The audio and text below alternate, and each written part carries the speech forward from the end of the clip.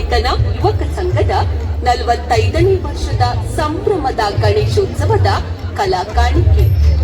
ಈ ಬಾರಿ ಗಣೇಶ ಪುರಾಣದ 8ನೇ ಸಂಪುಟ 137ನೇ ಅಧ್ಯಾಯದಿಂದ ಆಯ್ದ ಮಹಾಗಣಪತಿಗೆ ಸಿಂಧೂರ ಗಣಪತಿ ಎಂಬ ನಾಮಪ್ರಾಪ್ತವಾದ ಪುಂತ್ರಕಥಾ ಸಾರಾಂಶವನ್ನು ಈ ಭವ್ಯ ಮಂಟಪದಲ್ಲಿ ಅಳವಡಿಸಲಾಗಿದೆ. ಒಮ್ಮೆ ಸೃಷ್ಟಿ ಕಾರ್ಯದಲ್ಲಿ ನಿರತನಾದ ಬ್ರಹ್ಮದೇವನು ತನಗರಿವಿಲ್ಲದಂತೆ ಆಕಳಿಸುವನು. ಆಗ ಸಿಂಧೂರನ ಜನನವಾಗುತ್ತದೆ. ಬ್ರಹ್ಮದೇವನು ಮಗನೆಂಬ ಮಮಕಾರದಿಂದ ಸಕಲ ಶಕ್ತಿ ಸಾಮರ್ಥ್ಯವನ್ನು ಹಾಗೂ ಸಿಂಧೂರನು ಯಾರನ್ನೇ ಆಲಂಗಿಸಿಕೊಂಡರೂ ಅವರು ಆ ಕೂಡಲೇ ಭಸ್ಮವಾಗುವಂತೆ ಅಗಣಿತ ವರವನ್ನು ನೀಡುತ್ತಾನೆ. ವರದ ಪ್ರಭಾವದಿಂದ ಲೋಕ ಕಂಟಕನಾದ ಸಿಂಧೂರನು 3 ಲೋಕವನ್ನು ವಶಪಡಿಸಿಕೊಳ್ಳುತ್ತಾನೆ. ದರ್ಪದಿಂದ ಪರಶಿವನನ್ನೇ ಜಯಿಸಲು ಮುಂದಾಗುತ್ತಾನೆ. ಶಿವಪಾರ್ವತಿಯರ ಆಣತಿಯಂತೆ ಗಣಪತಿಯು ಸಿಂಧೂರನನ್ನು ಸಂಹರಿಸುವ ದೃಶ್ಯಾವಳಿಯನ್ನು ಇದೀಗ ತಮ್ಮ ಮುಂದೆ ಪ್ರಸ್ತುತಪಡಿಸುತ್ತಿದ್ದೇವೆ.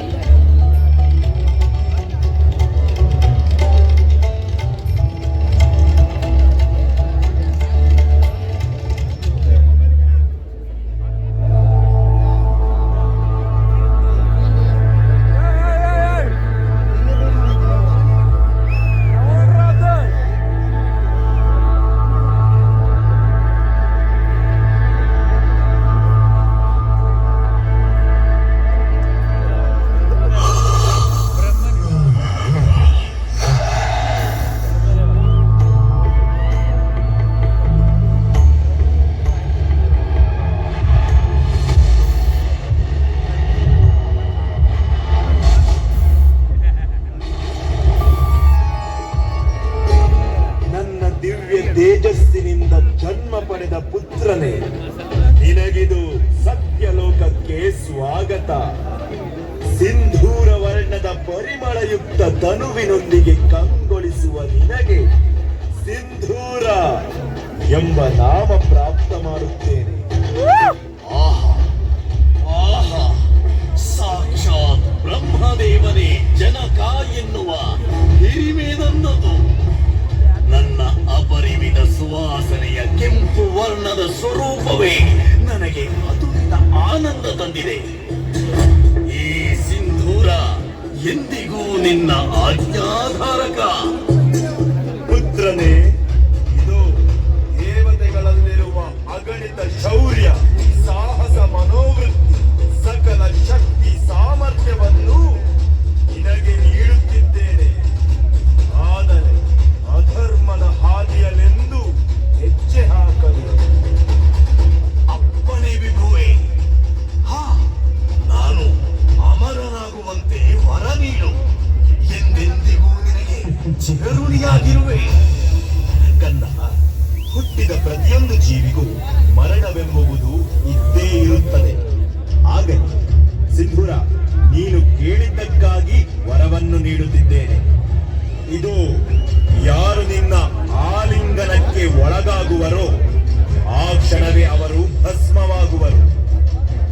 ಆದರೆ ಅಜ್ಞಾನ ಮಿತಿ ಮೀರಿದಾಗ ಶಿವಪಾರ್ವತಿಯರ ಪುತ್ರ ವಿನಾಯಕ ನಿನ್ನನ್ನು ಸಂಹರಿಸುತ್ತಾನೆ.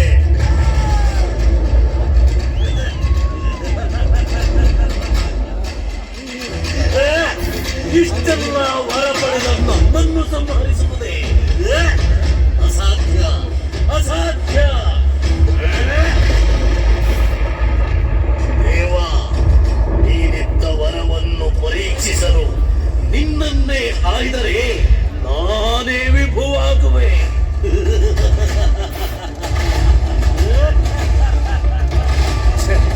ಇದೆಂತಹ ಆಭಾಸವಾಯಿತು.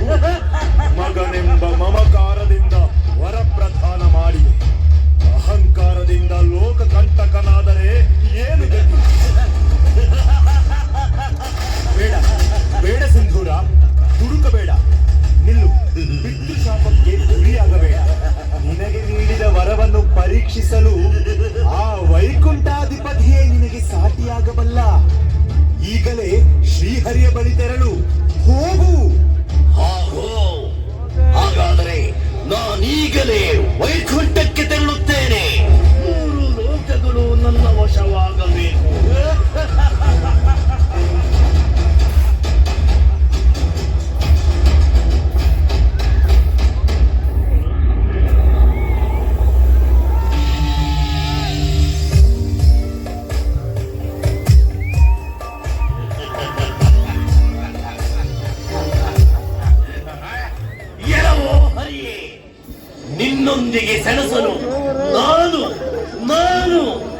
ಬ್ರಹ್ಮದೇವನ ಪುತ್ರ ಸಿಂಧೂರ ಬಂದಿದ್ದೇನೆ.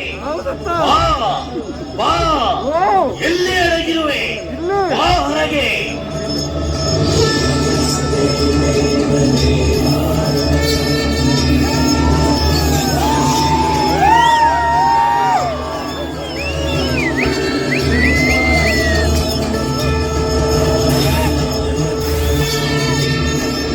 ಓಹೋ, ಸಿಂಧೂರ, ನಿನ್ನ ಆಗಮನದಿಂದ ಈ ವೈಕುಂಠವೇ ಪಾವನವಾಯಿತು.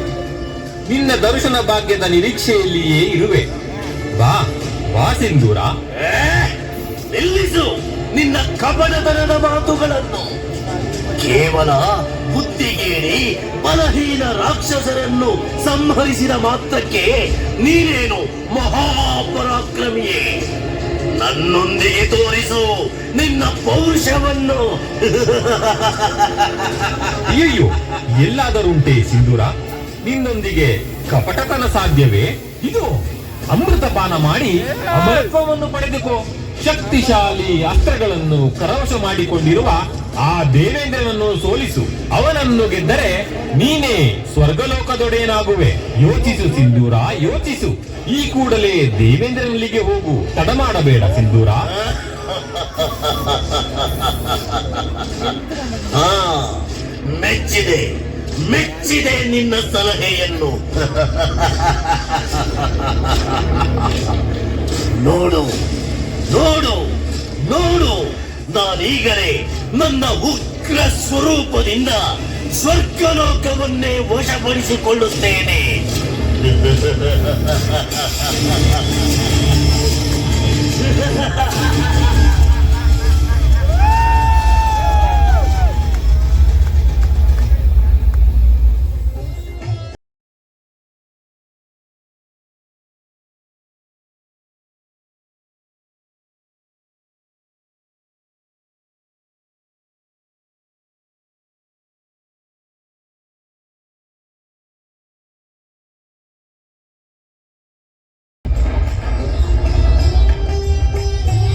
ಇದೇನು ಇಷ್ಟೊಂದು ಘೋರವಾದ ಅಟ್ಟಹಾಸ? ಈ ಅಮಿತ ಪರಾಕ್ರಮಿ ಇಂದ್ರನ ಆಸ್ಥಾನಕ್ಕೆ ನುಗ್ಗಿ ಮೆರೆಯುವಷ್ಟು ದರ್ಪ ಯಾರಿಗಿದೆ?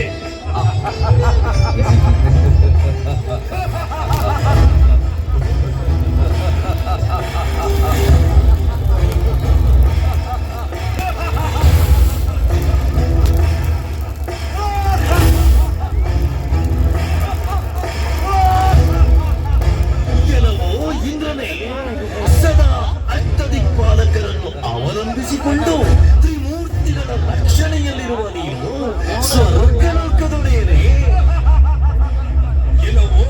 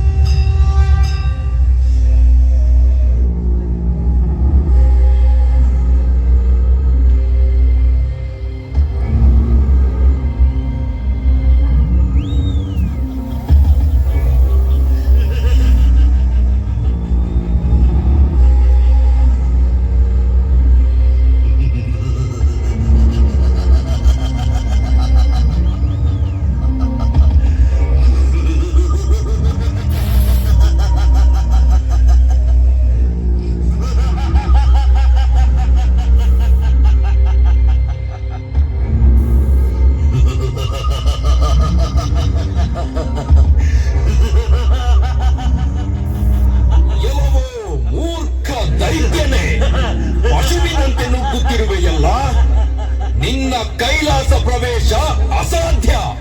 ನಿಲ್ಲು. ಎಲವೋ ಪಶುಮುಖದವನೇ, ಎಲ್ಲಿರುವನು ಆ ನಿನ್ನ ಪರಶಿವ ಶಂಕರ? ನನ್ನನ್ನು ಕಂಡು ಬ್ರಹ್ಮಾದಿ ದೇವತೆಗಳೇ ಭಯಭೀತರಾಗಿ ಅಡಗಿ ಕುಳಿತಿದ್ದಾರೆ. ಇನ್ನು ಆ ಗಜ ಚರ್ಮಧಾರಿಯನ್ನು ಕೆಡವಿದರೆ ನಾನೇ ಜಗದೊಡೆಯನಾಗುವೆ.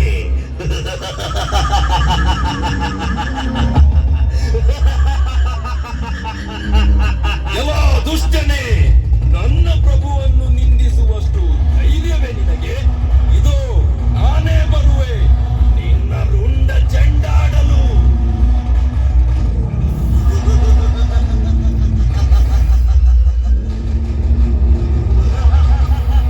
ಕೆಲವು ಕ್ರಿಮಿಯೇ, ದೇವದಾನವರಿಂದಲೂ ನನ್ನನ್ನು ಮಣಿಸಲು ಸಾಧ್ಯವಾಗಲಿಲ್ಲ.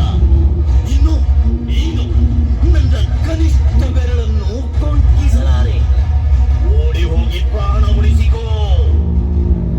ಬುದ್ಧಿಗೇಡಿ ರಾಕ್ಷಸನೇ, ನೋಡು ನಾನೀಗ ಬಲಿಷ್ಠ ವೃಷಭ ರೂಪ ಧಾರಣೆ ಮಾಡುವೆ.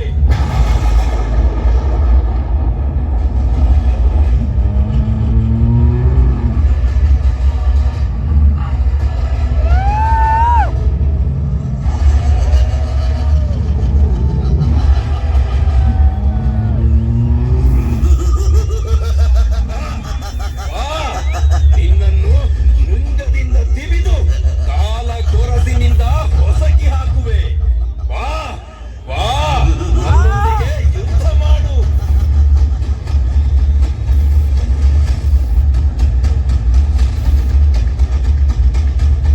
ಎಲ ಮಾಯಾವಿ ಪ್ರಾಣಿಯೇ, ಇದೋ ನೋಡು ನಾನೀಗ ವ್ಯಾಘ್ರದ ಮಾಯಾರೂಪ ಧಾರಣೆ ಮಾಡುವೆ.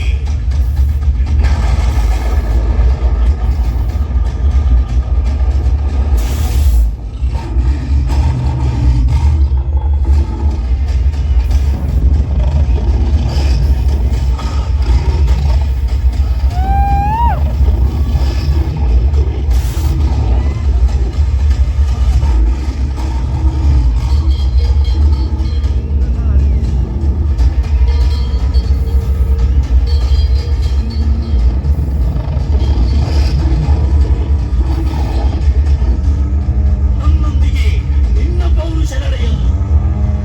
ಅಯ್ಯೋ, ಈ ಮಾಯಾವಿಯಿಂದ ನನ್ನನ್ನು ರಕ್ಷಿಸಿ ಪ್ರಭು. ಮಹಾದೇವ, ತಾಯಿ ರಾಜರಾಜೇಶ್ವರಿ, ಕಾಪಾಡು ತಾಯಿ, ಕಾಪಾಡು.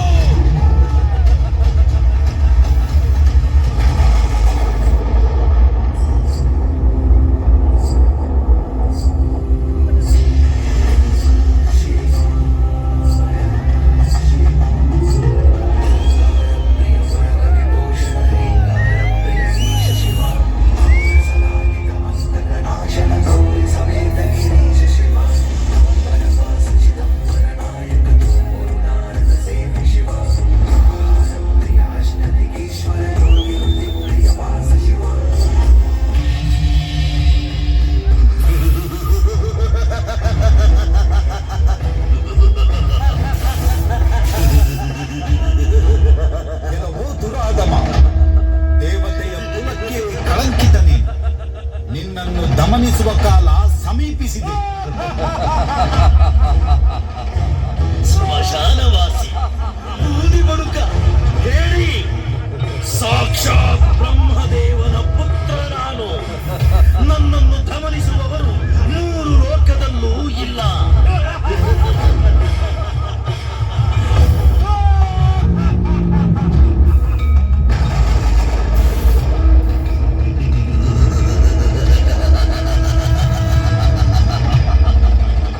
ದೇವಿ, ಈ ದೈತ್ಯನ ವಧಾ ಸಮಯವು ಸಮೀಪಿಸಿದೆ. ನಮ್ಮ ಪುತ್ರ ಗಣಪತಿಯಿಂದಲೇ ಸಿಂಧೂರ